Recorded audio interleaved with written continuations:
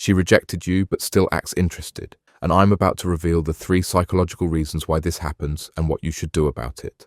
But here's the thing. If you only understand the first 2 reasons without knowing the third, you'll make a mistake that could cost you months of emotional pain and potentially ruin any chance of a real relationship with anyone. The first reason she's acting interested after rejecting you is something psychologists call approach avoidance conflict, but there's a darker side to this that most people don't talk about.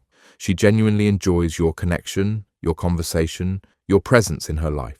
The late night texts, the way she lights up when she sees you, how she remembers tiny details about your conversations weeks later. But here's what's really happening. Part of her likes the attention and validation that comes with keeping you interested, even though she doesn't want to date you. This isn't necessarily malicious, but it's something you need to understand before I explain the second reason, because the second reason will completely change how you see this situation. The second reason is that you're stuck in what I call the false hope loop. Every smile, every text, every moment of connection feels like evidence that she's reconsidering her rejection. You start building cases in your mind. Maybe she was just scared. Maybe she needed time.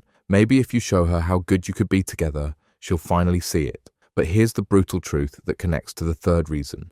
While you're interpreting her friendship as romantic potential, she's already moved on mentally from that rejection conversation. In her mind, that chapter is closed. You're friends now. She's not being cruel. She simply doesn't realize that every interaction is feeding hope you're trying to let go of.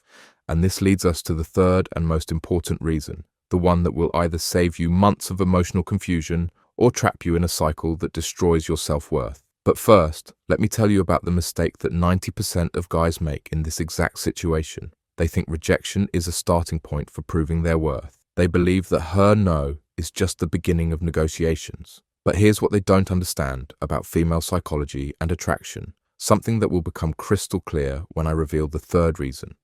When someone tells you they're not interested romantically, they're giving you information about their feelings, not opening up a discussion.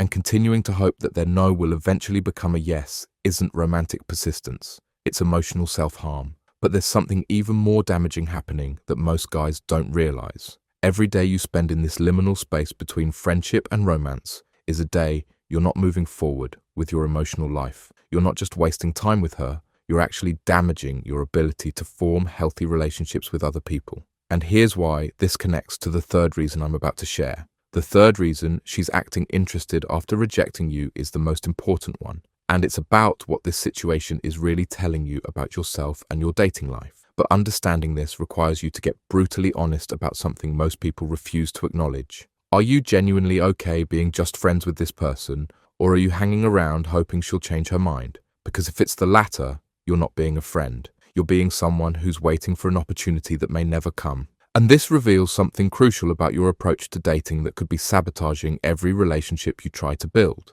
Real friendship requires accepting someone completely as they are, including their lack of romantic interest in you. If you can't do that, if every interaction is colored by hope for something more, then you're not ready to be friends. But more importantly, you're not ready to date anyone successfully. Here's the third reason and why it changes everything. This situation exists because you're operating from a mindset of scarcity instead of abundance. You're so focused on this one person who rejected you that you're willing to accept breadcrumbs of attention instead of looking for someone who actually wants to be with you. The right person for you won't require convincing. They won't need time to realize your value or space to figure out their feelings. When someone is genuinely interested in you romantically, you'll know it. There won't be confusion or mixed signals or months of wondering where you stand. But here's what you need to do right now. And this is where most people get it wrong. They think they should just try to be friends and hope for the best. That's not just ineffective, it's actually harmful to your dating life in ways you probably haven't considered.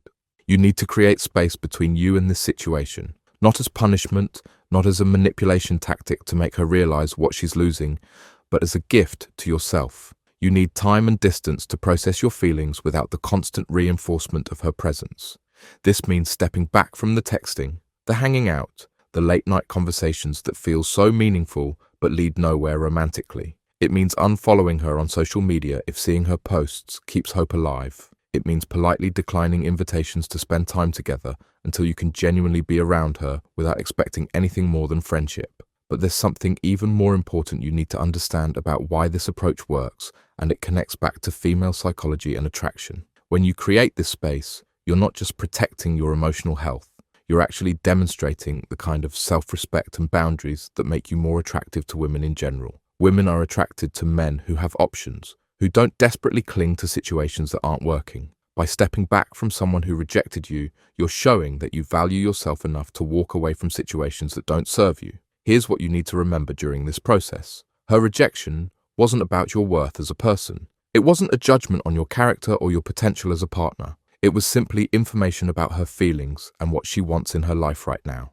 Taking it personally keeps you stuck in a narrative where you need to prove yourself worthy of love. The hardest part of moving on isn't letting go of her. It's letting go of the version of the relationship you created in your mind, the potential you saw, the future you imagined. But that relationship was always more real to you than it was to her, and holding on to it is preventing you from finding something genuine with someone else. Use this experience as information about what you want in your relationships going forward. Do you want someone who's excited about the possibility of being with you, or someone who needs to be convinced? Do you want clarity and enthusiasm, or do you want to spend your energy decoding mixed messages? This doesn't mean you wasted your time or that the connection wasn't real. It just means it wasn't the romantic connection you hoped it would become. And that's information you can use to move forward rather than staying stuck in what might have been. You deserve someone who chooses you clearly and without hesitation.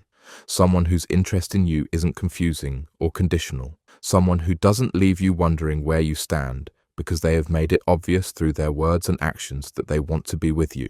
That person is out there, but you'll never find them while you're emotionally invested in someone who's already told you they're not available for what you're looking for. The kindest thing you can do for both of you is to step back, process your feelings, and create space for something real to enter your life. But remember, everything I just told you about creating space and moving on is completely useless if you don't understand the deeper pattern this reveals about your dating life. Because if you don't address the root cause of why you got stuck in this situation in the first place, you'll just repeat the same pattern with the next person who shows you attention. The real solution isn't just about this one situation, it's about developing the mindset and skills that prevent you from getting trapped in these confusing dynamics ever again. It's about building the kind of confidence and self-worth that attracts people who actually want to be with you, not people who enjoy your attention but don't want to date you. Sometimes the most loving thing you can do is let go. But more importantly, sometimes the most powerful thing you can do is choose yourself.